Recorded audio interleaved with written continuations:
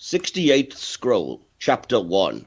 And the apes went into the forbidden zone, abiding not by the law, but by vain curiosity for that which should remain unseen.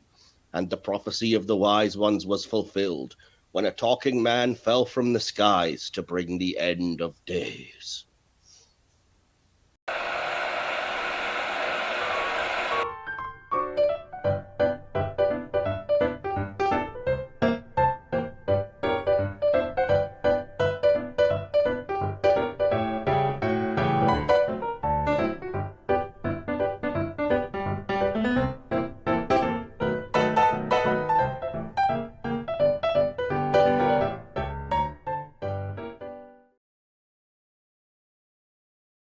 Dr. Zaius, Dr. Zaius, Dr. Zaius, Dr. Zaius.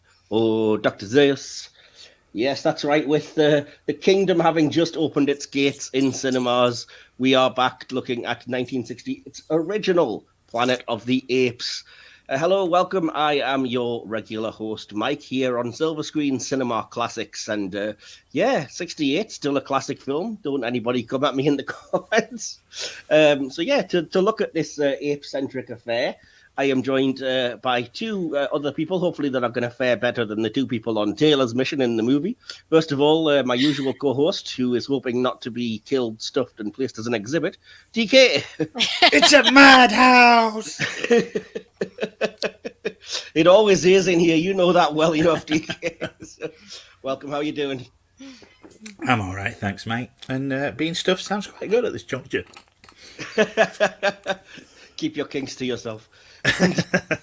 We are joined by a first-time guest on the Silver Screen podcast, but you will have heard her on our sister podcast here on Miss Star Trek if you're a listener.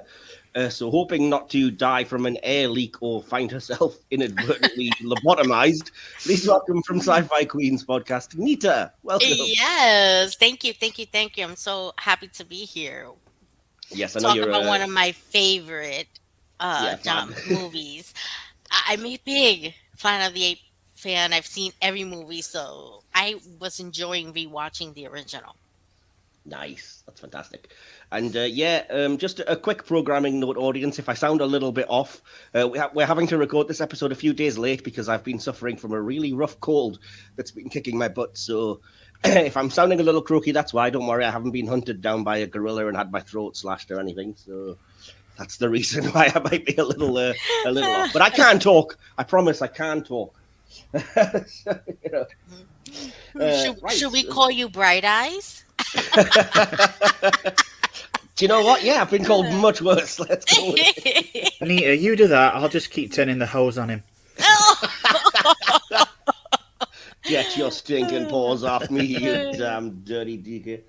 So, before we jump into the actual film itself, as you'll know if you're a regular listener or viewer, we sometimes like to start with a little bit of, getting to know you with our guests, a little bit of background information, and, some questions about the film. I'll probably try and put a time code in if you want to jump straight to the review. But before we do that, like I said, Nita, this is your first time on Silver Screen and your first time on Cinema Classics. So we've been asking all of our first-time guests, do you actually have a favorite classic movie? And by that, our proviso is that it's got to have been basically from the birth of cinema to 1979. So, yeah. Well, yeah, I do. I mean, I love the Planet of the Apes series. But I do also love I don't know if this movie falls in that category, but I love the original Twilight Zone. Okay. Yeah, the ones in black and white. Those are really fantastic. But honestly, I think that my love for cinema movies really started with watching Planet of the Apes. My brother introduced me to all things sci-fi. So when that came up on the television, we watched it. And it was and they were having like the first and the second one. So we watched like the first and the second one. So I watched this maybe in the mid to late 70s. So the first two were out. You can't go more classic than Planet of the Apes. That's fair enough. So your choice would be the film that we're looking at conveniently. Yeah, honestly, yeah. Fair enough, yeah. Okay, yeah, that's cool. So this question is for all of us, basically, then. And again, it's a question we often ask on the silver screen of all different flavors, which is, what was your first experience of seeing this movie, and how did you kind of respond to it at first? And DK, I'll come to you since you sat out the last question there. I can't really remember the first time I saw it. I just know that it was a regular in our house on TV. I'm not sure if they rented it from the video store, my parents, or if it was just on TV. And yeah, a lot of good memories about this one. Specifically about the opening for a lot of it. But it kind of threw me this time because I didn't. It took so long for the apes to actually turn up on screen, and I can't remember it taking that long. So yeah, it doesn't feel like it, but it is 30 minutes until an ape shows up. Yeah, bizarre. Yeah. Cool. So what about you, Nita, then? What was your first experience? You've kind of already told us, I think. But yeah, I just love the monkeys and the gorillas, and because I've always been a big animal fan, right? I love going to the zoos because I don't think I understood the social message that it was giving. Right. And to be honest, at the end, I was like, why is the Statue of Liberty on the floor? My mother had to kind of explain that to me, what happened. It kind of had to be put together. Like, I was so enamored by the gorillas and the monkeys actually talking and walking upright and doing what they do that yeah, the first 30 minutes was a little bit rough. I remember that because it was like, okay, what's happening? I think the movie really, really, truly begins when they get exposed to the gorillas and the apes. Yeah. Okay. Fair enough. So this obviously is a film that launched a massive franchise, which is part of the reason why we're talking about it. As I said, Kingdom of the Planet of the Apes has just opened in cinemas, the 10th cinematic film release. Believe it or not, there's also 2 TV series, 1 animated, 1 live action, behind-the-scenes documentary, and several comic books, including a fantastic crossover with Star Trek known as the Primate Directive, which I thoroughly recommend if you haven't had a chance to check that one out. So yeah, what do we have any experience with the franchise as a whole? And I'll tell you about my experience with the film as we dive into this as well. And yeah, what's your exposure to the overall franchise, and how do you feel about it? DK, I'll come to you again first, why not? I'll own up. I've not seen the animated series. I've not seen the live action TV series. I'm just strictly a movie watcher, and this one was the only one that they showed during I believe the daytime with any frequency on terrestrial TV. The others were shown pretty much late at night on BBC One, and the majority of it, 9 times out of 10, it was escaped from. Yeah, so I've seen those. I've seen the obviously the new trilogy. That's pretty much it as far as it goes. I do have the video game, the digital video game, but I've not actually played that yet, so I can't say what that's like. Fair enough. And have you not read the fantastic Star Trek crossover comic? I haven't. It's really weird because it tries to tie in the two things with the whole kind of like, you know, the 2 universes and the time travel and the fact that it's Earth all along, etc. And spoilers and stuff. So yeah, it's kind of weird, but yeah, worth a look. Yeah. So what about you, Nita? What's your experience with the franchise? I would assume you're a fan of them all, probably. Yes, I've seen every movie that has been released thus far, and do plan to see this new one coming out on the 10th. Oh, yeah. I've seen the television series, the live action television series. That was where I really got into it because they really were able to tell you the story, right? And just love the storyline. And just enjoyed it so much. I've never seen the animated series or read the comic, which I am now. It's penciled in. I need to get this comic of Star Trek and Planet of the Apes because those are my 2 favorite franchises, and to bring them together would be heavenly. So I'm definitely going to look for those comics to read. Yeah, it's only a limited series. I think it's like 4 to 6 issues or something, so it's not hard to find and it's not that much to read, but it's interesting enough, you know. Yeah, I think they did a really good job because the live action series was back in the 70s. I think in 74, and they really did a good job with the limited amount of technology that they have now. Oh, definitely, and we'll get into that when it comes to the sort of the prosthetics and things on this film a bit later as well. For sure. I'm surprised actually, DK, that you haven't seen the live action series because it was your guy Roddy McDowall who headlined it. It was, yeah, but it's one of those things that I mean, back when I was into it big style, I could never get hold of it. And Right. It's kind of passed me by. No, fair enough. So yeah, just to give you the background then with my experience with this film and the franchise, it's actually my mum who's a huge fan of the whole franchise. And I was telling DK off air, the first time I've kind of properly sat down and watched this movie officially was just a few days ago, which sounds terrible, but it's one of those that I have seen in passing when I was super duper young because my mum would just have it on at random times. But being like too young to really understand what was going on, I don't think I really got it. So it was just kind of something that was there in passing, and you know how you kind of half pay attention. Mm-hmm. So I knew it was all right, and I liked it well enough and everything, and but I had never gotten around to actually like sitting and watching it and paying attention until just a few days ago. But it's like that with the whole kind of franchise of the first few, because my mum had this really awesome video set, like a box set of the first 5 Planet of the Apes movies. Oh, wow. And so like I don't think I've ever seen parts of the second one because she kind of thought it was a bit scary when I was younger. Because there's some apparently really... I've never seen it. Yeah, I probably will watch it now because they're all available on Disney+. So now I'm intrigued to go and watch them, but I never saw any of that. But I do recall fleeting glimpses of like Roddy McDowall and Ricardo Montalban on Earth on a lot of the sequels where it's just a couple of apes and it's modern day Earth and stuff. That's Escape, yeah. I think. There's a couple of them I think that have got Montalban in because he it all revolves around like their son who is Caesar, and yeah, it all gets very weird basically. But I do remember my mum kind of sitting and telling me the lore of these things and trying to get me interested in like this. Oh, it was the very first ape who was Caesar who said no to someone. And so I was the nerd who got super excited when that happened in Rise of the Planet of the Apes. Yes, me too. I'm with you. I got so excited when that happened because I knew the storyline. Yeah. But we hadn't seen it until that moment. Exactly. So yeah, I've obviously seen the most recent trilogy as well. Didn't really care for the others after Rise, to be perfectly honest, as much. Was an improvement. I just didn't really like Dawn. But I'm hyped to go and see Kingdom, especially knowing it's like 300 years after the others. So we're getting into very similar territory to the original now. So yeah.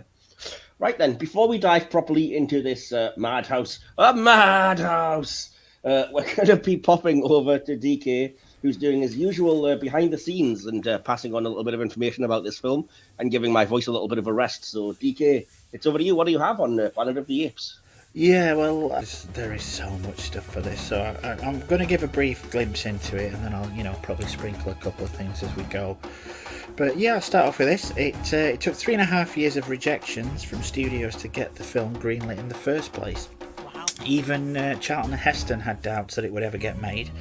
He said the novel was singularly uncinematic.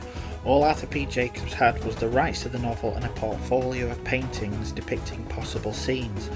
There wasn't even a treatment outlining an effective script. Nevertheless, Heston stuck with the project throughout development, trudging studio to studio with his paintings and being laughed at. No kidding? Talking monkeys and rocket ships? Get out of here. Now, one of the biggest stumbling blocks preventing 20th Century Fox from committing to the project was its fear over how the ape faces would appear on screen.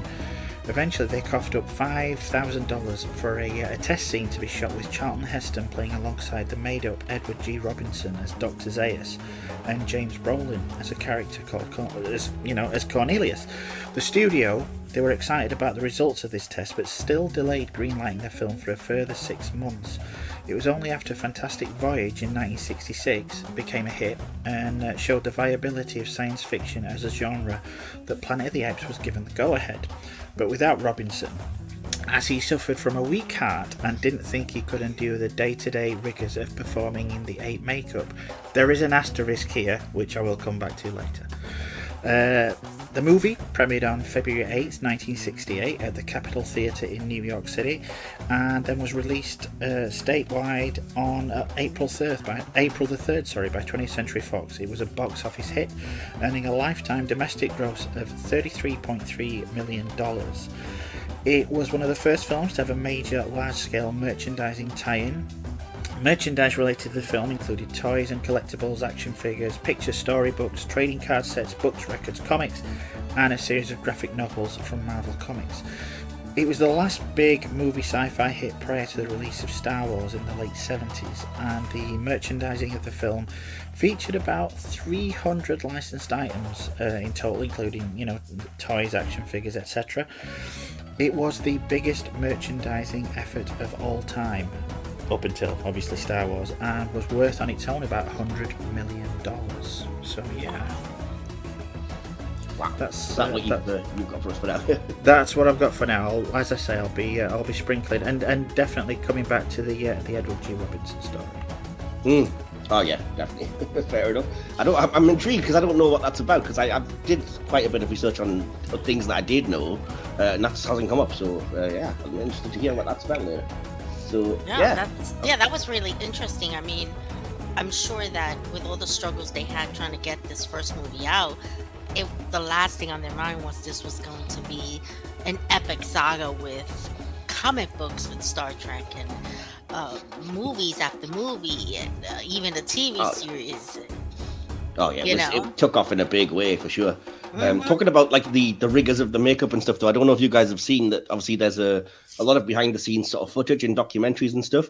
And one of the more hilarious things about it is that because of the nature of the ape makeup, and the fact that, it's the 60s, so pretty much all the actors to a person were smokers. All of the images of them smoking have got like cigarette holders. So it's such a bizarre image. Like there's tons of pictures of Kim Hunter, like in ape makeup, looking like a Lady Penelope Refined type with like a cigarette holder. That is so that true. Was the only way they were allowed to like smoke and stuff. And I actually like saw that documentary about the Planet of the Apes, and I thought it was hilarious. I'm like, really, you can't stop smoking just long enough for this movie? No, but as a non-smoker, I don't know how rough that would have been. Oh no, yeah, I mean, filthy habit and everything, but it's an amusing image for sure. Absolutely. But yeah, and supposedly things like I said, eating and drinking and stuff weren't the easiest either. But I'm sure you have a bit about that later on. So I do, yeah. So we're going to break into the actual review now, then, and talk about the various aspects of the film, as we always do, the writing, direction, etc. So we're going to start off with the writing, because why not? Do you have anything about the writing before I jump into my little notes, DK? Yeah, prior to coming across the original novel, producer Arthur P. Jacobs, he was eager to remake King Kong. Now, while talking to a French film agent, he mentioned that this was his favourite film. The agent then outlined the story of La Planète des Singes, about a French novelist who lands on a planet where apes are the superior species. This excited Jacobs, obviously. He bought the rights to Pierre Boulle's novel before it was even published. Now, Pierre himself, he was rather reluctant to allow any Hollywood studio to make an adaptation of his novel, as he reportedly thought the novel was his worst piece of work. The first director to spot the potential in the novel was Blake Edwards. He brought on board leading sci-fi writer and an all-round legend, Rod Serling. While Serling was able to come to grips with the structure, he gave full credit to Michael G. Wilson, not this one, for the final screenplay. Rod Serling. It's just Michael Wilson, by the way. Michael G. Wilson is a different guy entirely. Yeah. Rod Serling admitted he spent well over a year and 30 or 40 drafts trying to translate the novel to the screen. In his original script, the main character was named John Thomas. It may be an allusion to John Thomas. Stop it. To John Thomas Stokes. I'm sorry, I didn't hear that, and you caught me really off guard. Yeah. Defendant in the famous Monkey Trial, dramatised in Inherit the Wind, 1960, which was in turn spoofed in the courtroom scene of this film. Ooh. The name John was retained in the Planet of the Apes Visionaries comic book in 2018. Okay. So I have a little bit of information about the writing as well, if I may jump in, DK.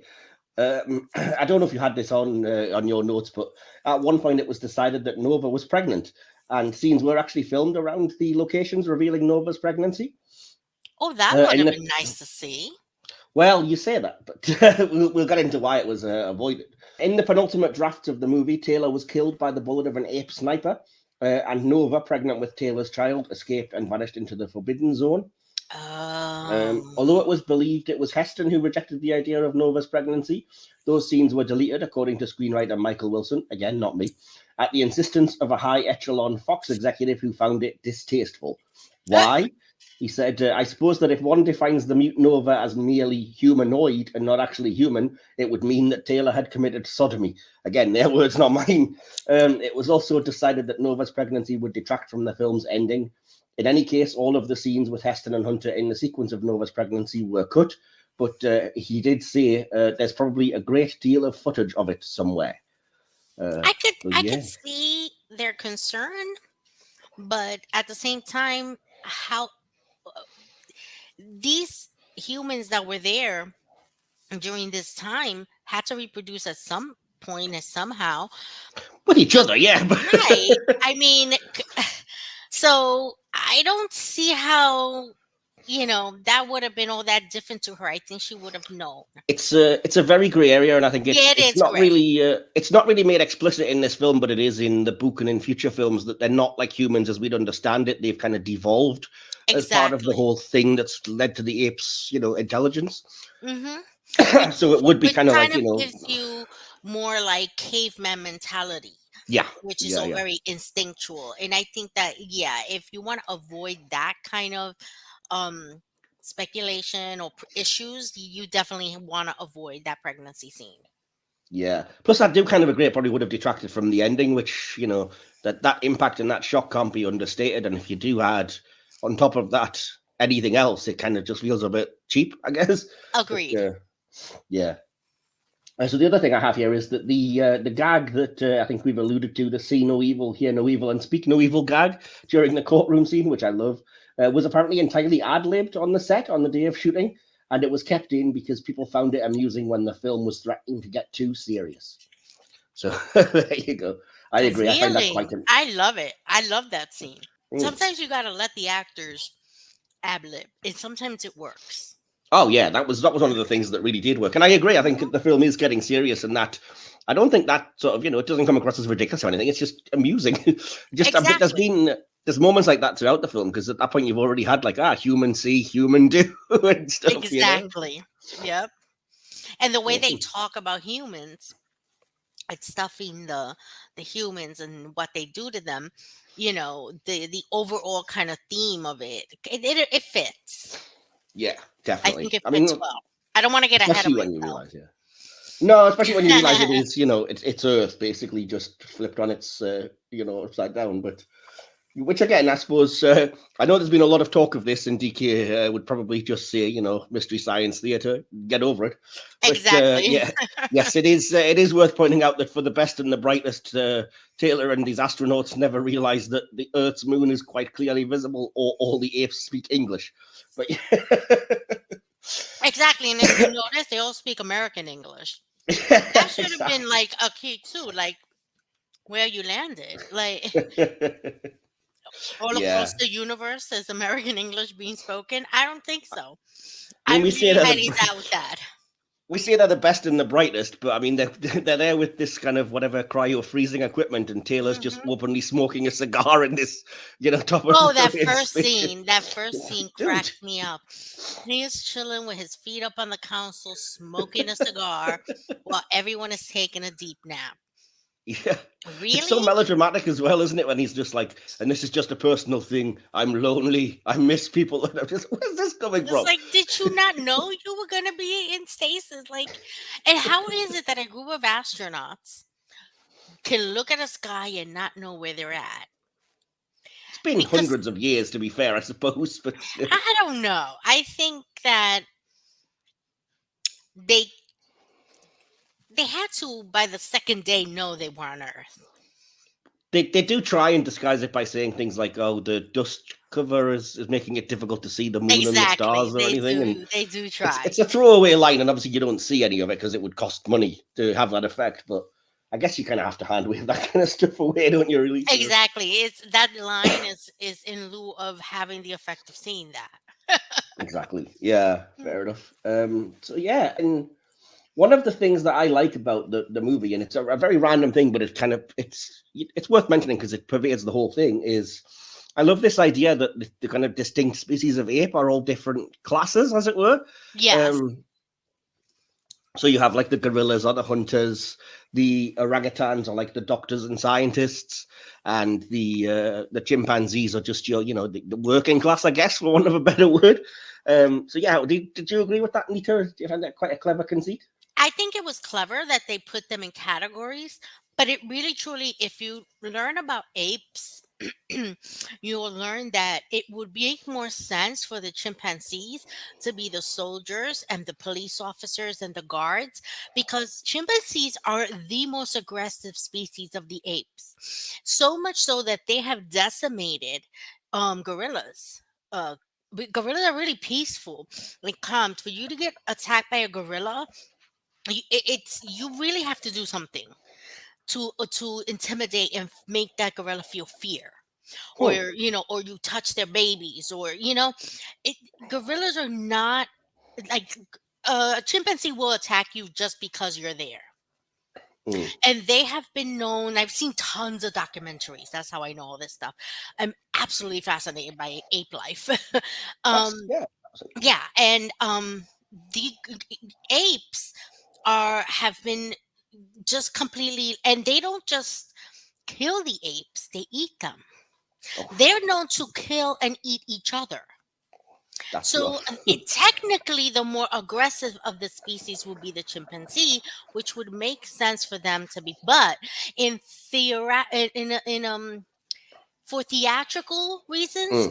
I can see them using the gorilla because he's bigger. He's I was going supposed to to say the be gorilla bigger looks and like it's meaner. kind of bigger and more of a warrior Mhm. look. Yes, he does. So it fits in that category. But gorillas are actually smarter than apes, than chimps. Yeah. They learn a lot faster. So I think that for theatrical reasons, they did a good job in choosing it that way. But if you're going for accuracy, yeah, the chimps are the ones you need to be scared of. Yeah, I think you have to remember as well how much, well, think maybe how much of this was known in kind of 1968, because that we haven't Exactly. studied I as much mean, as what we have. Jane Goodall was still Mm, researching apes at the time. So we didn't have any of this information. So I could see that yeah, as definitely being part of it, is not having that information. and as you say, the more recent ones kind of do get into a little bit of the war between the different subspecies and things like Mhm. that a bit more. So yeah, cool. Oh yeah, uh, and like, you could see the orangutans are also extremely intelligent, and in the newer movies you see that being mm. depicted. Oh yeah, definitely Hmm. awesome. So as I try and soothe my sore throat, that brings me to my next point, which was I again, I've never really sort of stopped and paid attention to the writing of this, but when I did for this podcast, I was kind of blown away at like the cleverness of giving Taylor the throat injury to kind of explain why they would think he was primitive and why he can't talk. Because it would have given the game away much quicker, and it wouldn't have been as compelling if he could just immediately speak to them. And again, it Absolutely. just makes you wonder. I mean, I don't know if that's part of the original novel or if that's just something that they came up with for the film. But it's such a clever little conceit and gives you so much cool moments there. You know. I absolutely agree. I love the fact that they gave him this throat injury, although they could have, I guess, because of it was the 60s, and special effects was what it was versus what it is now. I felt like his injury wasn't enough for him to lose his voice, but I think that it was a clever idea to give him this throat injury, and that the the doctor vets were fixing him up. Um, Not really knowing they were returning his voice. Yeah. Yeah. And definitely I felt like him trying to communicate was really well done. Yeah, and it also there's a nice ambiguity in the way that Nova kind of tries to hide the fact that he can write, Mhm. Yeah. because it makes you wonder, like, is she doing that because she knows that if he displays more intelligence, it's going to lead to him being kind of castrated and experimented on and Well, she lobotomized and all these things. survived. Nova has survived this world for how old, whatever age her is. She said she's in her mid-20s. Yeah, So let's say for almost 30 years, right? She knows how they think. She may not process thought the way you and I do, but mm, her instincts are going to tell her what to avoid and what yeah, not to do. Um, and quite frankly, can we really say that there hadn't been speaking humans before him? She had to have heard someone evolve to speaking or evolve to language and mm, seen what they've done to them. yeah. Well, exactly. Plus, I mean, yeah, she'll have seen what they did to people not even as advanced and know that don't take that risk Hmm. or whatever. Yeah. I mean, let's face it, she's the true survivor of this movie. Oh yeah, completely. Yeah. um, So yeah, I mean, as I said, I should have said as well, as part of the kind of idea that Taylor can't talk at first, that's what gives you that really glorious moment, which I love, and it has so much more impact when he does finally speak. And his first words are just "Get your stinking paws off me, you damn dirty ape!" That iconic line. So when Yeah. that moment came, again, I hadn't seen the movie like properly, but I know the lines and stuff from Oh when it's yeah, been on. absolutely. So when that line came up, I was like, "Yeah," you I know. love the face that the apes put on. Like, excuse me, not only are you talking and you're not supposed to, but you call me a dirty ape? Like, you subspecies? Like, they had this Karen, oh my God, I would never. Look, You didn't. yes, Yeah. exactly. And I love I just love the themes that they incorporate. And those were themes that were relevant at the time. And Mm, again, science fiction always bringing real life situations to the cinema in a way that anyone who watches it can see it. And if you're really truly paying attention, you'll catch up and see that. yeah, fair enough. And again, DK already mentioned this, but as I said, you don't actually see any ape until 30 minutes into the film. Did you notice that, and did you think it was an effective way of kind of keeping the audience waiting? You know, the first time I saw it, I was young, so I felt like, oh, come on. Like, I didn't feel the movie really started until the apes came out. But as an adult, while rewatching it, I felt that that was actually smart. Give Yeah, people the anticipation because people who were watching this movie knew that there were apes at some point, but they didn't really know the dynamics of what was going to happen, the relationships, right? Of mm, them not knowing that apes speak and they're astronauts and all of these wonderful things. So I think that the anticipation of them hiding in this field, in this grass, looking at apes on horsebacks just blew their mind. yeah. And I do think it has more impact because you've waited, and it didn't seem to me like half an hour at all. No, I Just think it went pretty fast. It's one of those quick 30 minutes. yeah, for sure. Plus, it gives you a chance to get to know the characters, which again brings me to my next point. I think it makes it all the more horrifying when you see what happens to the Hmm. other two guys that are with him. I mean, one gets a Because lobotomy and the other one gets stuffed. it's Um, horrible. it's horrid. You know, my cousin and I was rewatching it together. I was watching it with her, and she was like, "Oh no, they have the one black guy. Okay, he survived. He survived the crash." And I'm like, and I've watched this film. I'm like, "Oh, not for long, not for long." But You know, he because still he did really better than the doesn't. one woman they had on the crew. To be fair, For real. I mean, he did better than the woman. She didn't even make it. Like, yeah, how is that her equipment malfunction? No one else's does. yeah. Very weird. And again, I know it's 1968, but I do have to say it's a really dodgy concept when they were like, "Oh, we brought this woman because she was going to be our Eve with our like hot and heavy help." I'm like, all three of you are just going to constantly impregnate this poor woman?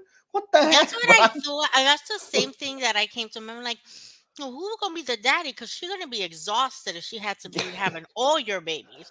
Like, Yeah, there's a limit to how many babies we can have before we get like just done.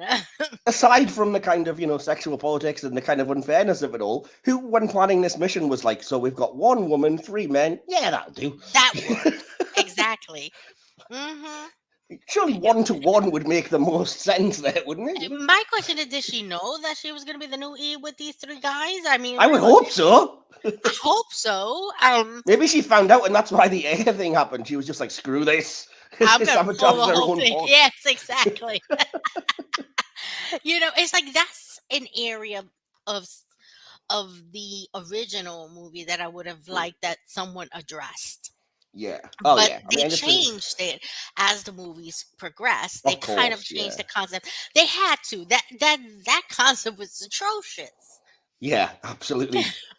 As is kind of the attitude towards Nova, because the way Taylor's just like an attractive woman, haha. And Exactly. And he's treating her like, first of all, like she understands all he's saying. yeah, And like, oh, she's mine. I won't leave without her. And she's not your property. She yeah, survived this world a lot longer than you have. She doesn't need you. You need her. no, exactly. Yeah, and I don't think that would fly today, not least because I mean, Oh, not in the least. with the best will in the world, Linda Harrison Nova gets nothing to do in this movie at all. She is really Exactly. just ornamental, Hmm.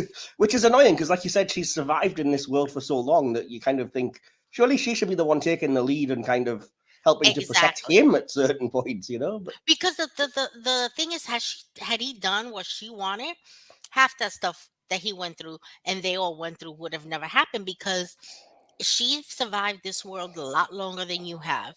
All those yeah, people have, and they just. yeah. I mean, the key thing I'm going to bring it up here, then we can move on from the writing. The key thing is obviously this is a not very subtle comment on science versus religion, which is one of Hmm. the big questions that sci-fi I think can get away with that a lot of genres can't. So how do you think the film handled that, and did you kind of pick up on that at first, or was it a little while till you realized what it was trying to say, and what do you think it's trying to say? Well, when I saw it as an adult, I definitely picked up on it immediately. Um, and you have these religious ape zealots doing exactly what the religious human zealots do, which is kind of sad. But Yeah, this is what they do. And the same way they treat people is how they're treating it. And you're right. In sci-fi, you can address things of racial concepts, religious concepts, social concept, political concepts, and you can get away with it a lot easier putting out the information in an even way because they never you had like people, apes that were the believers but weren't cruel. And then you had the apes that were non-believers who were nice and cruel. Like they had them in both sides, which I thought yeah, was really excellent. And I like the fact that they were able to combine some of the apes where, like Cornelius, I felt personally that he's like, yeah, I still believe in my upbringings and in my religion, but that doesn't mean I'm gonna ignore the science, yes, 100%. And I think that's the thing, which and it I like also that. one of the things it also does is display how religion can be co-opted and used by nefarious people, and the way that it's kind of like used to obscure the truth, which is not the greatest, and to kind of keep society down and keep certain people subjugated or whatever. Again, it's a comment that you wouldn't really get away with if it wasn't for the fact that most people would just go, "Oh, it's talking about apes. It's not relevant to us," which, as we know, it obviously is. That's what it's saying. Absolutely. Yeah, and I mean that key line when he says to Mhm. to Dr. Zaius, "Oh yeah, you're the head science guy. You're also the keeper of the faith."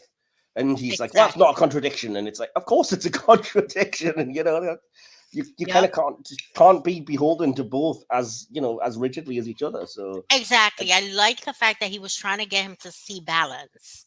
yeah, Because I don't see definitely. Cornelius' character as a character who is lacking the ape faith.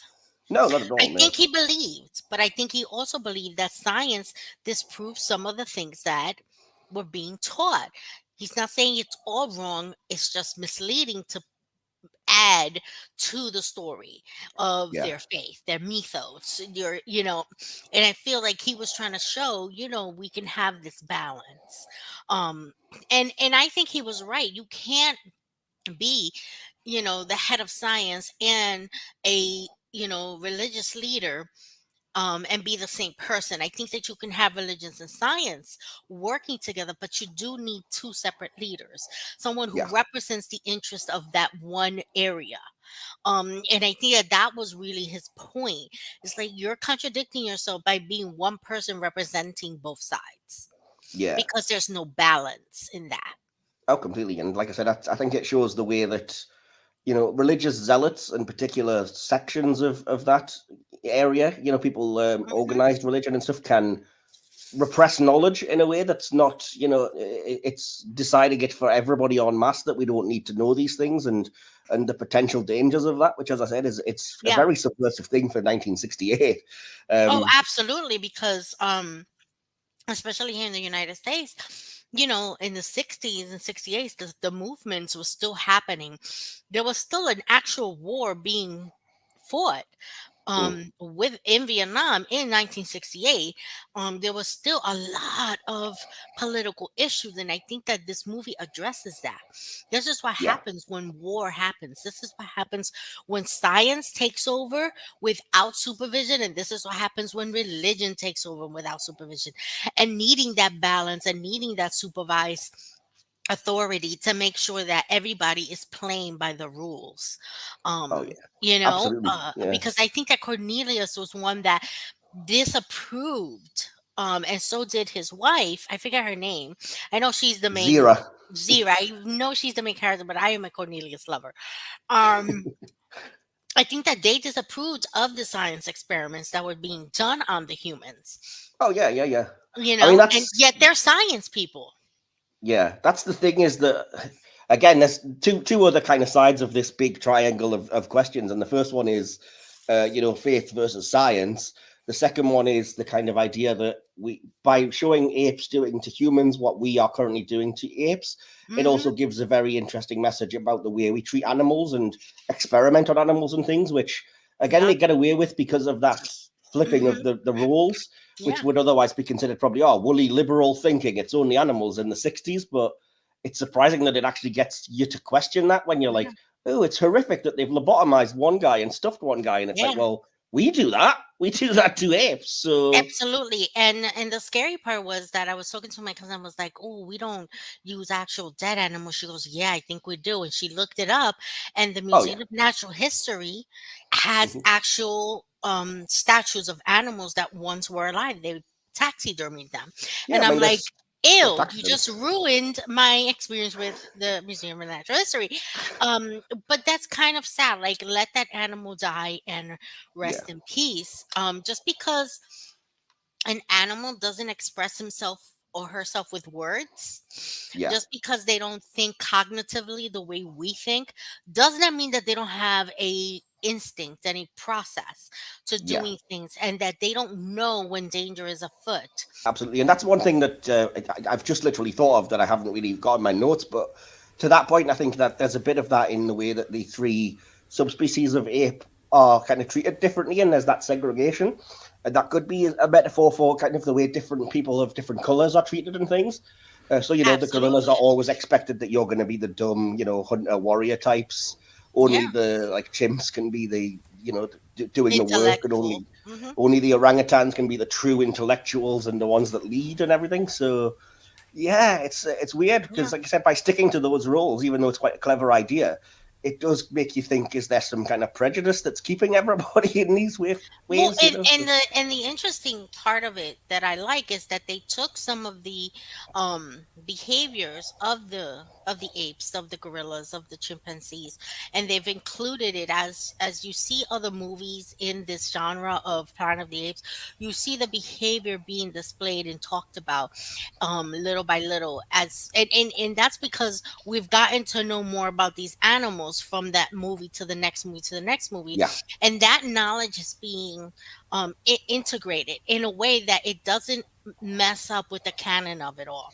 are you back with us? Oh, DK, are you there? Or he unmuted and then muted again, so I'm not quite I sure. think I think the doorbell man took him. Okay, It was, fair it enough. was really an ape, and now he's in a cage with a pretty girl, and he's going, "I'm good." Fair enough. Yeah, sorry about You that, managing? guys. And that's another thing. Why did she have to be so pretty?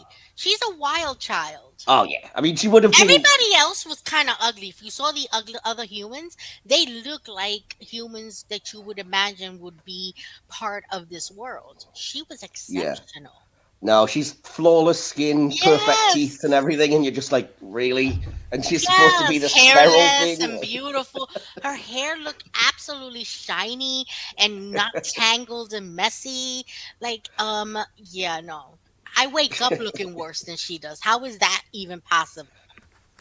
Like, Oh, bless. But no, I mean, to your point about the canon and stuff, I'm kind of hoping that this new film, and I know nothing about it, but I'm hoping it might get into a little bit of the lawgiver that's hinted at in this movie and exploring later ones, the way that they kind of pass down these laws to keep the ape culture ignorant of the fact that they are Earth and that humans were once intelligent and stuff, and the way that was exploited into a religion.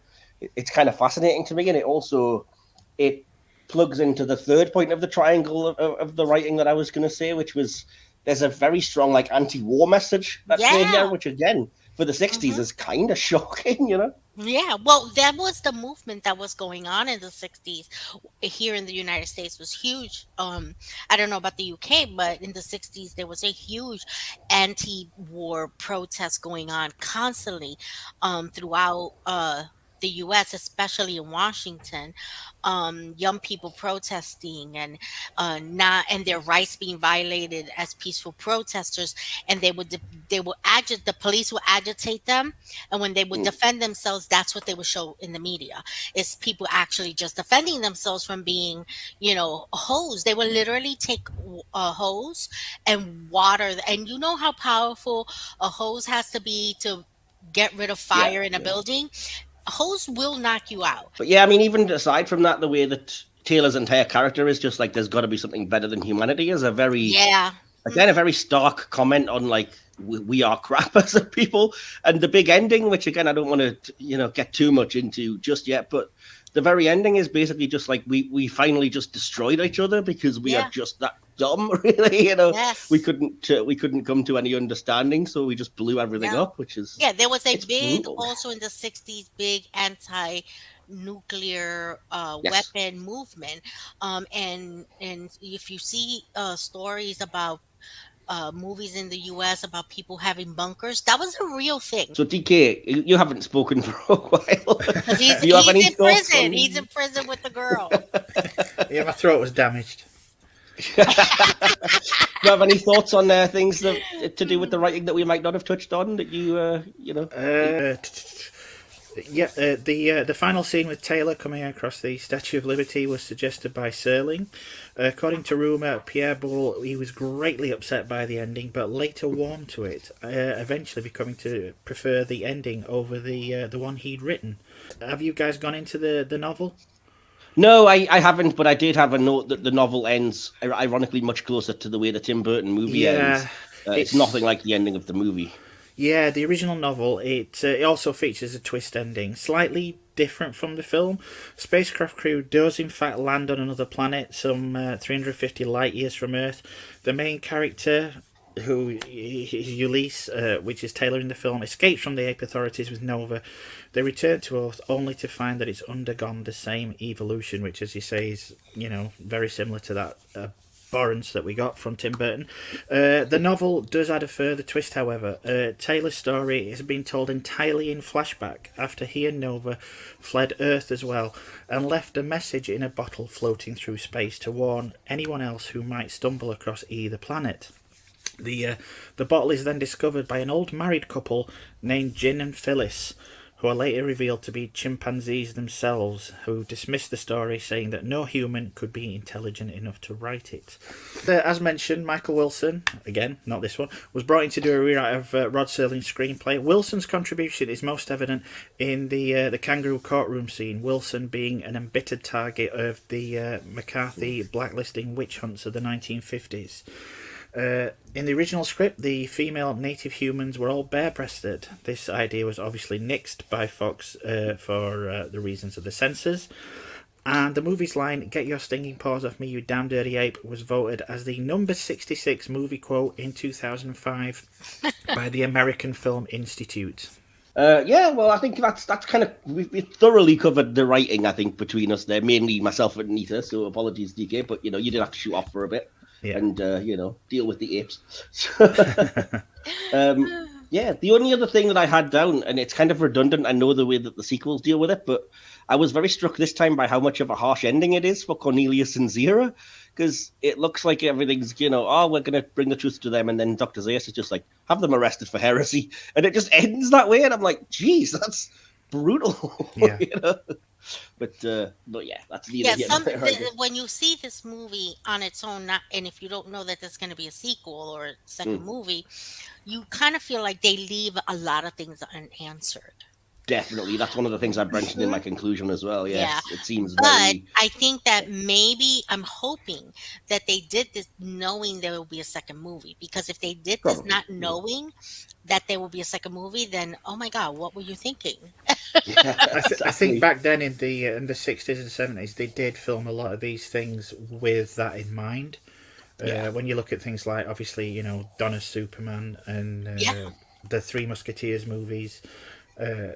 Yeah, I think they kind of factored it in. I think 20th Century Fox looked at how much this one had cost and all this makeup that they'd done with this prosthetic, thought, we've got to get our money's worth out of this. Definitely. Cool. Well, I'll move us to the next thing then. Again, we've kind of touched on it a little bit, but I was going to talk about the acting in this film. And first of all, just quickly, I've mentioned already, Roddy McDowall as Cornelius is heavily associated with this franchise. He didn't play the same role, but he did star in 4 of the original 5 films. He was actually replaced in the sequel, Beneath the Planet of the Apes, but he was also in the TV series. And yeah, I know he's popular with you, DK. I've got to say, I thought he was fine. He didn't hugely stand out for me in this film, controversially. I think it's just Roddy McDowall. It's just the fact that it's Roddy McDowall to me. I just love the dude. He can do no wrong in my eyes. Yeah, he with regards to McDowall, they spent, both him and Kim Hunter spent a massive amount of time at zoos studying the apes, both at the San Diego Zoo and Kim Hunter at the Bronx Zoo. Yeah, I mean, although he's second billed, Roddy McDowall, he doesn't appear until 43 minutes into the film. And he came up with the idea and recommended it to his companions in makeup that they should frequently add like little ticks, blinks, assorted facial gestures to add a kind of sense of realism and keep the makeup from appearing mask-like. He reportedly became a merry prankster on set with the makeup, driving home with the makeup on and shocking some of the other drivers on the freeway.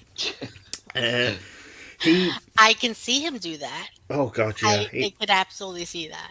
definitely. This will be interesting to you as well, Nita. He previously played Sam Conrad in the Twilight Zone episode "People Are Alike All Over." Yes, he did. Yep, which, like the initial drafts of this one, was written by Serling. Conrad is an astronaut who crashes on Mars and is taken in by some human-like aliens to what appears to be a resort, but it's really a zoo for humans. So, very good episode, that one as well. It was a very good episode, and he was amazing in it. Definitely. Nice. Awesome. Yeah, cool. Did you have any thoughts on Roddy McDowall's role in this film then, Nita? I absolutely thought he did a genius work in this film. He was amazing.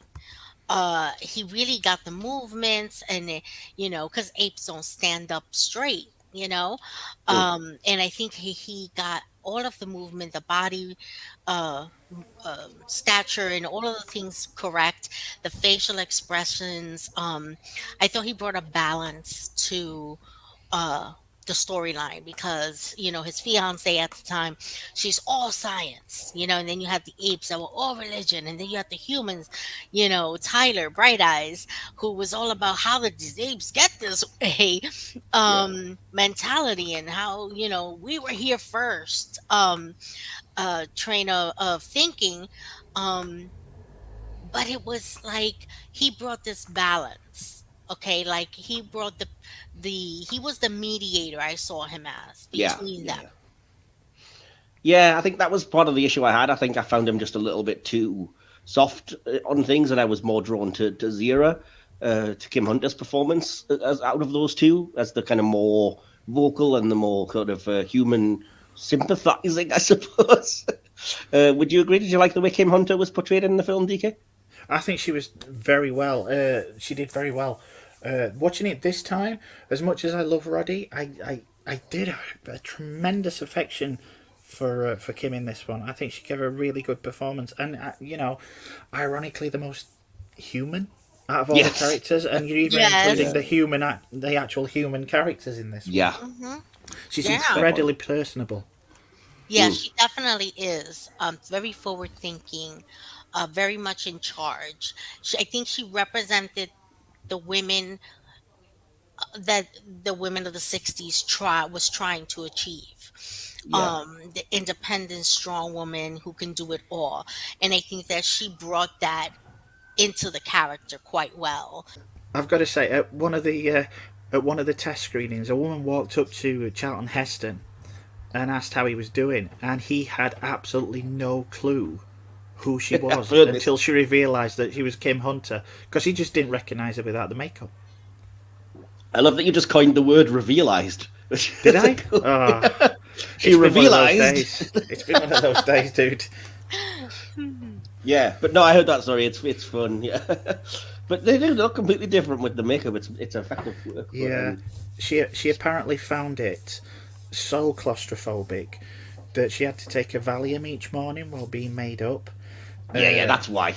Yeah. After a while, she didn't think she needed the pills anymore, and she went on set without taking one. After the morning's session, she thought she did fine, but her makeup artist then threatened to find someone to replace him if she didn't start taking them again, as apparently he'd become exhausted from wrestling with her the whole time that he was trying to apply the makeup. She reached a point where she would stop eating during the workday so as to not mess up the makeup. On the set, it became a regular event for the actors in their makeup to be given a banana as part of their lunch, and she grew incredibly tired of this prank, which became the source of an in-joke in... it's been a while since I've seen it, but apparently became an in-joke in Escape from the Planet of the Apes.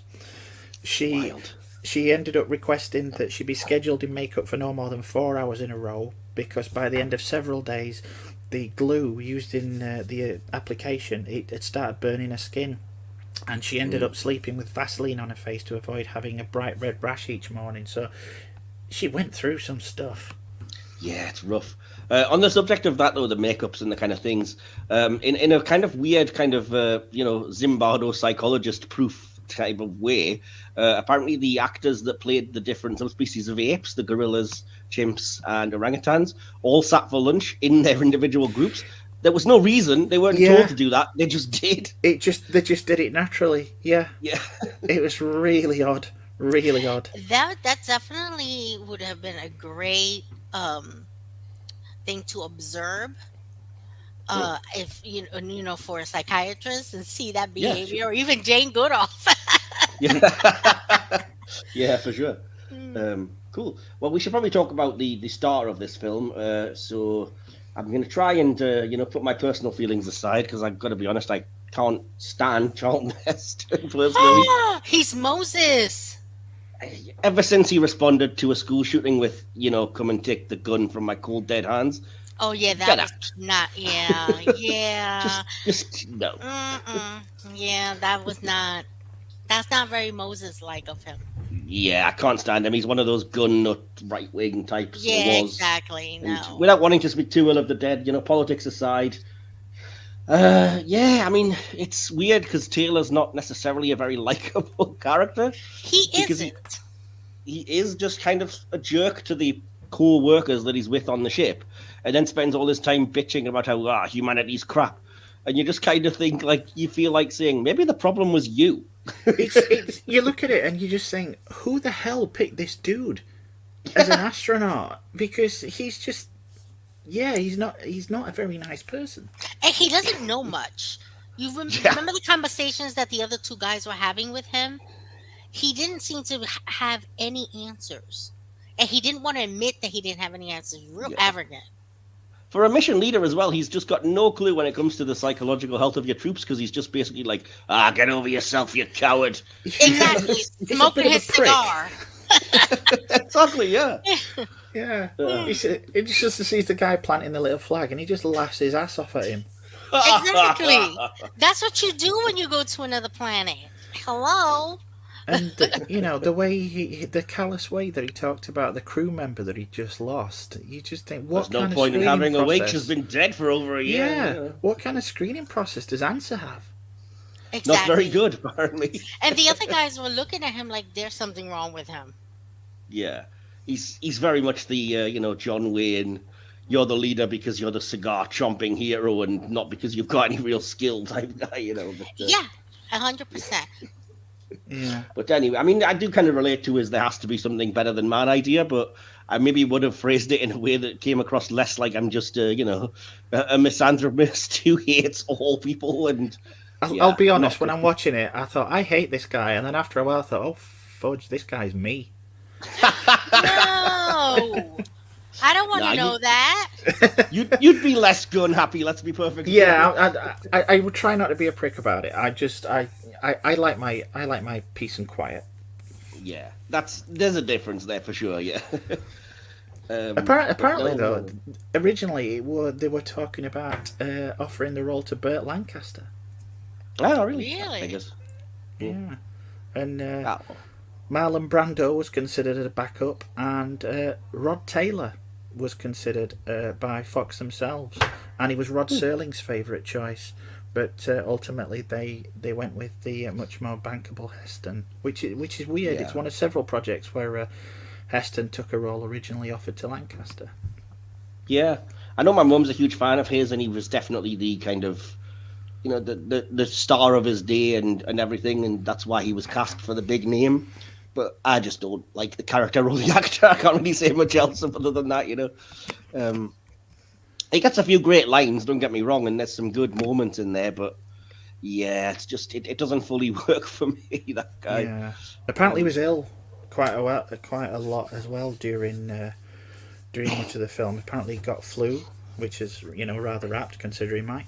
But rather than wait for him to get better, the producers felt that his voice added something to the character.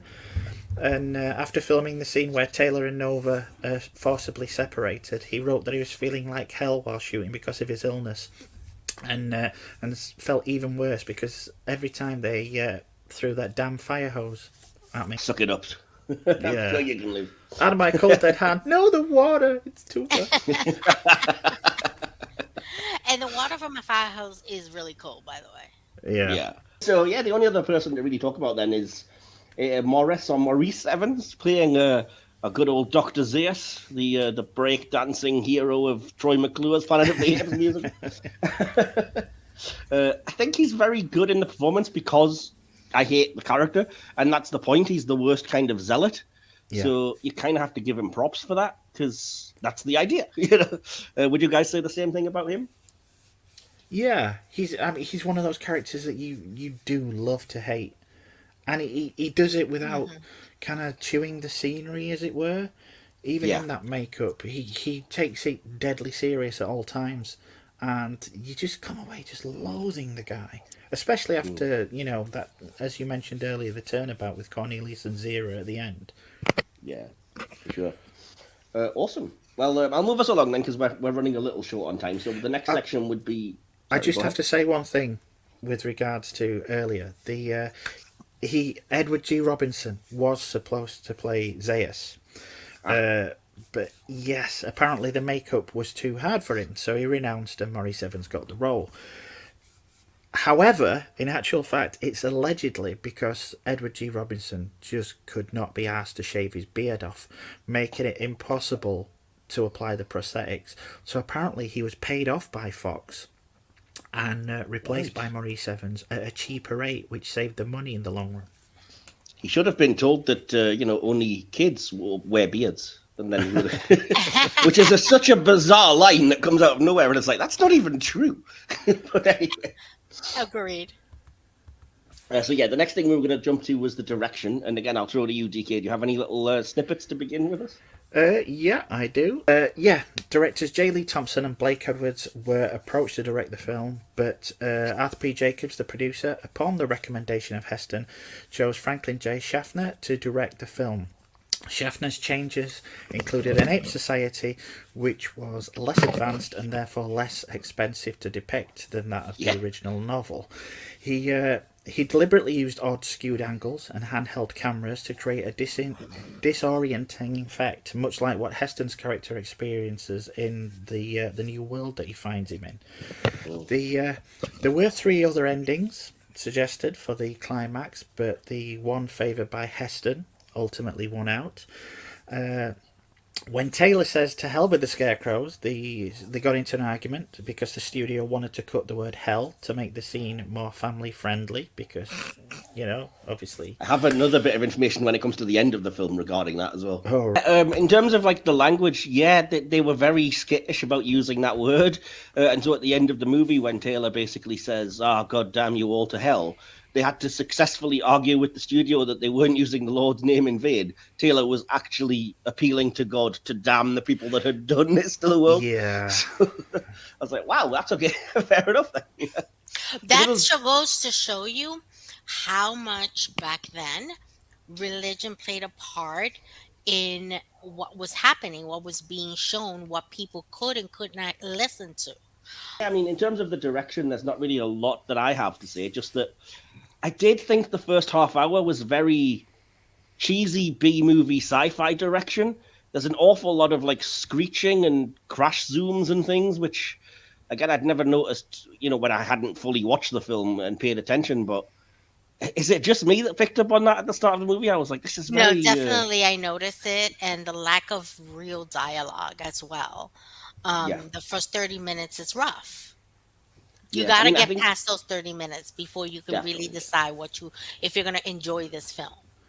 Because it's weird that the rest of the film doesn't come across as quite the sort of cheesy B-movie level, and I think even the Jerry Goldsmith score for the first half hour is very like, is this like pre-Forbidden Planet level of stuff or what? It does feel very basic, and it's not helped by the fact that the main character isn't likable.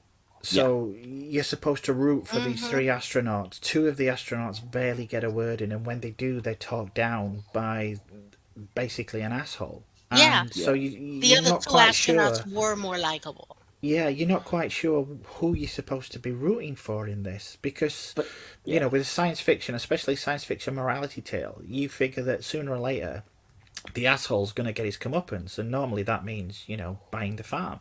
And obviously it doesn't happen. Well, not until later in the movie, anyway. But even in terms of like decisions that the director makes in that first half hour, you already mentioned like it's so weird and jarring the way that they film Taylor laughing at the dude planting the flag. Yeah, it's given so much focus and emphasis, and it's done so over the top, and it's just like, what are we doing? It's so weird. But I will say, I mean, the film settles after that first half hour and becomes something completely different. It's just really weird to me that it very much, the direction and the tone, it's like they were going for a completely different tone to kind of, I don't know if it was just to reassure because there hadn't been any apes yet of like, this is a sci-fi movie, guys, don't worry, kind of thing. But yeah, maybe that was just me speculating. And... No, because as you say, when it gets to the apes, it's not just the fact that they're in makeup. It's the fact that you actually get the first likable characters in the movie, which is, Zero and Cornelius. And then you actually get a villain that's even more of an asshole than Heston. So his is kind of like turned down a little. And you come into much more familiar territory, as it were. Yeah, for sure. But I will say, like, the film as a whole, I've got to commend the cinematography and the atmosphere, and even in that first half hour, the way that they use the natural light is just gorgeous. It looks very sort of beautifully cinematic, and it really works for me. And just little things like when the apes are first revealed hunting people, it's a really good first reveal, and it's played just the right kind of subtle. I think it doesn't do that crash zoomy thing that I was dreading it would. It lets you see the gorilla on horseback and then goes back as if it's like, what am I seeing? As opposed to just doing the dun dun dun thing. That's all of my thoughts on the direction. Was there anything that you guys wanted to bring up? You've pretty much covered everything that I had. Yeah. Cool. Well, I have two notes really on the FX and the production design. First of all, obviously this film is groundbreaking. We can't emphasize that enough for its prosthetic makeup techniques by the artist John Chambers. And that won him an honorary Academy Award, which was presented to him by Walter Matthau and a chimpanzee in a tuxedo. It was based on techniques that were developed during World War II for disfigured veterans, apparently, which is fascinating.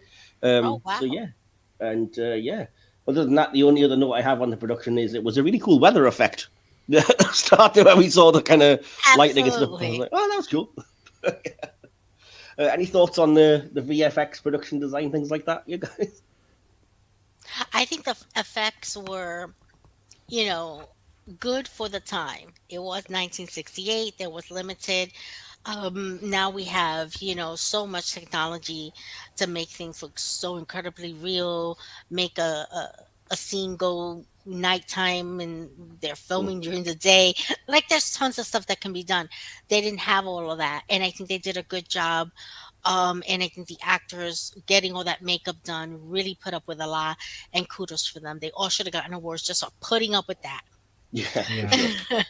And just to emphasize again, like I said, I never feel at any point like I'm watching actors in makeup or in suits or in prosthetics in these movies. Oh, For absolutely not 1968, agreed. it's Really real. breathtaking how good, very real, Yeah. and in a lot of ways I prefer it and think it has more character than the kind of recent CGI ones. Yeah, I don't know definitely. why. I think it I looks think more it's real. I think it's that kind of uncanny valley vibe in which your mind is automatically much more ready to accept practical effects. That's how I see it anyway. Maybe, Uh, yeah. it's weird actually. The production. I mean, for the amount, and it was an amount because when adjusted for inflation, it holds a world record for the highest makeup budget, which it represented about 17% of the total budget. As you say, that's why they Having made 5 films and a TV Well, series. exactly. Off Yeah, the they were trying to milk it because the production was repeatedly trying to find ways to cut costs, particularly in the with the makeup process. One option was to put the actors in makeup and then transport them to the set. However, they couldn't drive in cars apart from Roddy McDowell, who didn't, it gave zero. But they couldn't drive in cars for fear people would be shocked seeing a chimp driving on the freeway. So they had to spend quite a bit of the budget hiring helicopters in order to transport them from the makeup stage to the locations and filming. But one of the things that producer Arthur P. Jacobs did, he enlisted several journalists to play apes in the background, which was his clever way of ensuring that A, they would write about the film, and B, write about the film in a positive light. Yeah, clever stuff. That's amazing information. I love that. And one last thing, I don't know if either of you guys picked up the Apes Village. It's modelled on the work of legendary Spanish architect Antoni Gaudi, and so yeah. No, I didn't. I always thought it was obviously to save money. That there's no real reason why they're virtually pre-industrial, the apes, except it's cheaper. So Yeah, Yeah, I never understood why they lived in huts, had all that technology inside. yeah, it's very incongruous when you see whereabouts they live and all that kind of thing, and someone stood there with a camera. Yeah, exactly. Yeah, but not just that. They kind of explain, the humans could never be this advanced as to make these things when they discover them, and even we can't do that. And it's yeah, why can you not do that actually? But yeah, never mind. So anyway, if I can clear my throat a little, I'll find I can talk, I can sing. So that will bring us to the music/sound section, quite conveniently. And DK, I think you have pretty much the only note I have for this. Yeah, Jerry Goldsmith received an Oscar nomination. The score is known for his avant-garde compositional techniques, as well as the use of unusual percussion instruments and extended performative techniques, as well as his 12-tone music, the violin part using all 12 chromatic notes to give an eerie, unsettled feel to the planet, mirroring the sense of placelessness.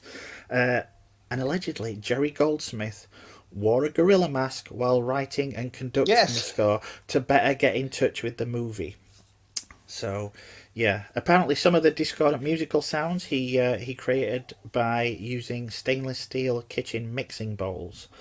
And, finally during the crash sequence, 2 very recognisable sound effects are heard. The first is the rocket-like sound of the Batmobile starting up from the TV series Batman, the Adam West version, and the second is the roaring whine of the engines of the Jupiter 2 from the original Lost in Space TV series. Yes, sci-fi. You gotta love it. Yeah, Awesome. exactly.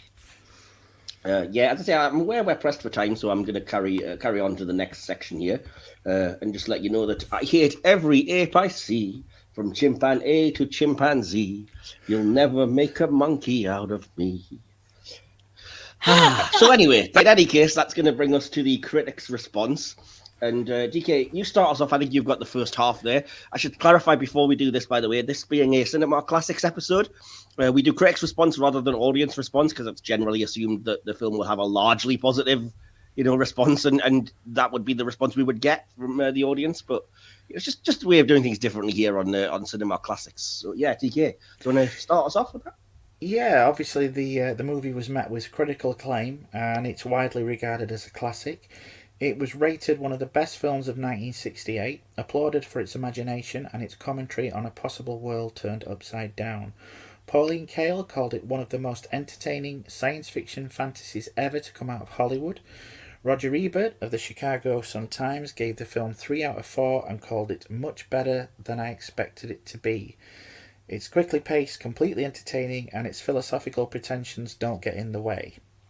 Renata Adler of the New York Times wrote, "It is no good at all, but fun at moments to watch." Oof, hot take there. Arthur D. Murphy of Variety called it an amazing film. He thought the script at times digresses into low comedy, but the totality of the film works very well. While Kevin Thomas of the Los Angeles Times wrote, "A triumph of artistry and imagination. It is at once a timely parable and a grand adventure on an epic scale." And finally, Richard L. Coe of the Washington Post called it an amusing and unusually engrossing picture. Yeah, and I'll carry us on with bring us home with that then and say, as of November 2022, the film has an 87% rating on the review aggregate website Rotten Tomatoes, based on 60 reviews with an average rating of 7.60 out of 10. The website's critical consensus reads, "Planet of the Apes raises thought-provoking questions about our culture without letting social commentary get in the way of drama and action." On Metacritic, the film has an average score of 79 out of 100 based on 14 reviews. In 2008, the film was selected by Empire magazine as one of the 500 greatest movies of all time. It was nominated for Best Costume Design and Best Original Score at the 41st Academy Awards. And in 2001, Planet of the Apes was selected for preservation in the United States National Film Registry by the Library of Congress as being culturally, historically, or aesthetically significant. Took a while, 2001. I gotta say, I would have expected it before then, but there we go. So, yeah. So with that all out of the way, then all that's really left to do is for us to give our thoughts, our favourite things, and conclusions. So we begin with our favourite character, moment, and line in the movie. So I'm going to come to you first, Nita. Why not? And ask who's your favourite character in this and why? It's Cornelius. I think that Okay. he just brings such a great balance to what was happening between science and religion in the culture of the apes. Yeah. Um, I love when he points out to the orangutan, you're the leader of the religious leader, the spiritual leader, and the science. That is a contradiction. He's letting him know we can we need that separation Yeah, between for the sure. two. I love Okay, it. I cool. love I love his character. Fair enough. And what about you, GK? It's surprise, surprise. It's also Cornelius. Uh, I love that he plays kind of like yes, he's a partner, but he's also a foil to Zero in the fact that he doesn't immediately buy into the whole thing with Taylor, but they win him round, and he gets up to bat. He puts his own prejudice to one side, and he gets up to bat, especially in that courtroom scene, and Hmm? even discounting that, I think some of the acting, some of the performance that Roddy McDowall puts into this is just fantastic. He can say so much with just a look, as you can see in my Yeah. avatar, and I just love it. And I think he's, you know, he, yes, he's good at the dramatic stuff, but sometimes he can make you just laugh just with a look, and I love that. Fair enough. Okay. As I said earlier, basically, you'll be not surprised to learn that my favourite character was Zira over Cornelius. For her questioning nature, the way she stands against autocratic tyranny, and her compassion. I think I just slightly preferred her. So, yeah. So, what is your favourite moment in the movie, Nita?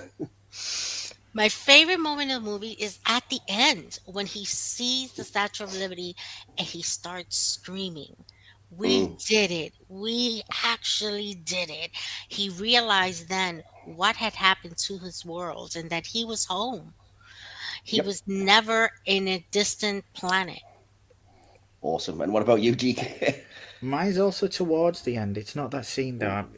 I'm gonna go with the cave, the dig site, the whole Yes. exchange between Taylor and Zaius, where they hand in the doll, Mm. and would an ape create a doll that can talk like a human?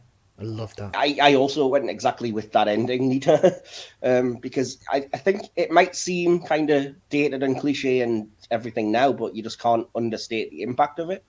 And I think it's there's a reason why it's become the defining image of the franchise, basically. So yeah, I went with that as well. And do you have a favorite line you could name from the movie, Nita? The favorite line, I think that there's so many good lines there. But I do love when he says, keep your dirty hands off me, you dirty ape. That whole scenario in the beginning Yeah, when he finally gets his voice back. I think that's so excellent because that's when everyone now sees something's wrong. yeah, yeah, for the impact, absolutely. What about you, DK? Not the way that it's delivered, but I love the line. I'm a seeker too, but my dreams aren't like yours. I can't help thinking that somewhere in the universe there has to be something better than man. Has to be. And from my very, very sporadic experiences on social media, I agree with that wholeheartedly. Yeah, well, and to quote a different movie, never will you find a more wretched hive of scum and villainy than the internet. And on a similar note, my quote is actually by Dr. Zaius, and it is, "You are right, I have always known about man. From the evidence, I believe his wisdom must walk hand in hand with his idiocy. His emotions must rule his brain. He must be a warlike creature who gives battle to everything around him, even himself." Yeah, that hits home a bit, unfortunately, so that's why I went with that. So, yeah, to finish us off, then we're going to give our usual conclusion and score out of 5 stars. And let's see, should we start with you, Nita? Why not? I'm going to give it a 5. Okay. I mean, there is no other. I mean, this is the beginning. No matter how horrible they represented women in this movie, it is the beginning of many movies that are going to get better and better as it goes along. And I think there was a lot to be said about this movie that was positive, and very little that can be said that's negative. Even considering the time that it was done in. So I'm gonna give it a 5 star. Fair enough, cool. DK, shall we come to you next? Yeah, it's pure late 20th century pre-Star Wars sci-fi. Genre movies of that decade leave an indelible mark on you. Dark visuals are disguised for the often hard-hitting messages contained within. And Heston's movies at that time were chief among them. And this is notably chief among Heston's movies. And for good reason. Here we've got a science fiction story delivered in true Rod Serling style, a morality tale wrapped in a fantastic adventure. But it's a little more talking than I remember, and the odd line hasn't aged well. That she was to be the new Eve, get out of town. Yeah. It's still a great watch, dealing with themes that continue to be relevant. I loved this as a child, and I still do, though it saddens me to see that the lessons from back when this was released still haven't been learned. The fantastic makeup and performances are the icing on the cake, and I've given it 4.5 out of 5. Oh, okay, interesting. Yeah, mine's a little bit long because I tend to like to get all of my thoughts out. So I just said it's probably difficult to understand for younger generations. But before there was Star Wars or the MCU, etc., there was Planet of the Apes. It was That's a franchise which dominated the world in the late 60s and early 70s, with a film every year from 1970 to 73, then a TV series. I can see why the ideas put forward here are deeply compelling, and even this first movie with its brilliant world building seems to barely scratch the surface. I probably sound like a broken record, but like all good science fiction, it uses the genre to comment on deep issues reflected from our own world. Here we have the pivotal science versus religion debate, a commentary on animal cruelty, and even a powerful anti-war message. This must have been pretty radical for 1968. Additionally, as we've made clear, you cannot overstate the legendary brilliance of the prosthetics here. I truly never question that these apes are real and they never come across as actors in costumes. The story moves at a brisk enough pace, holds the interest, and has the mother of all payoffs. But I have criticisms as well. For a protagonist, Taylor is way too unlikable. Nova is literally set decoration who gets no agency and, frankly, nothing to do. The ending is shockingly harsh, but it feels like a cliffhanger in a way, leaving me desperate to know more, hence the many sequels and prequels. There's a bit too much of a hokey B-movie vibe at the very start and a couple of necessary logical leaps that are just a little bit too far for my suspension of disbelief to extend. But this is undoubtedly a brilliant movie that launched a franchise which blew up and took over the world. Yes, they did it, those maniacs. And I gave it 4 out of 5, which, putting those scores together gives us an average and a final score for Planet of the Apes of 4.5 out of 5. Exactly Excellent. What you gave it, DK. So, so it turns out, oh my God, I was wrong. It was Earth all along. So you finally made a monkey out of me. And all that remains for us to do is to say thank you for joining us and putting up with my various bits of Simpsons quoting along with the discussion.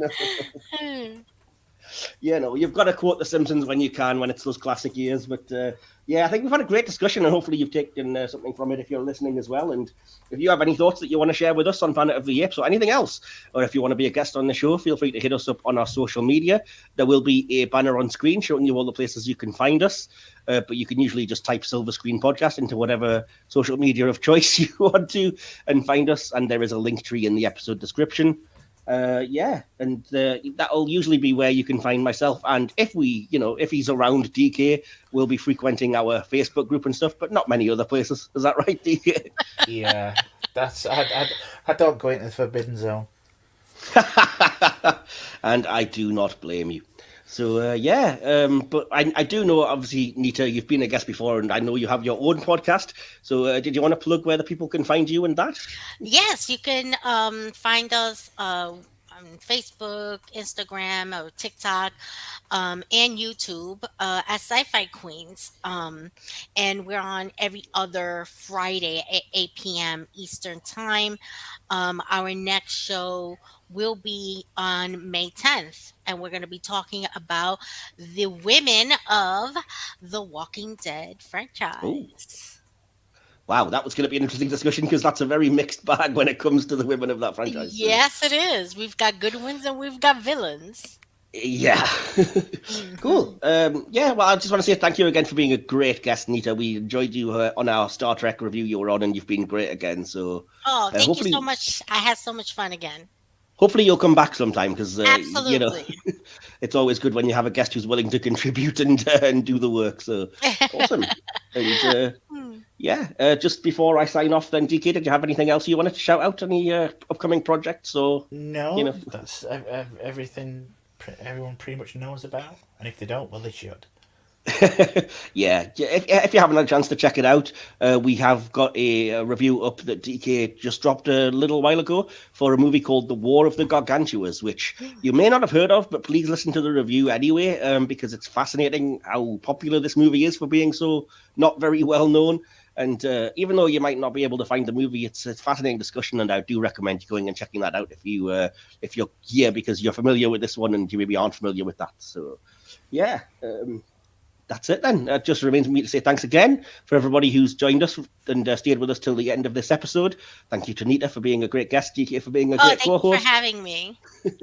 You're very welcome. And just remember, until next time, I'm back. I'm home. All the time it was, we finally really did it. You maniacs! You blew it up! Oh, damn you! God damn you all to hell!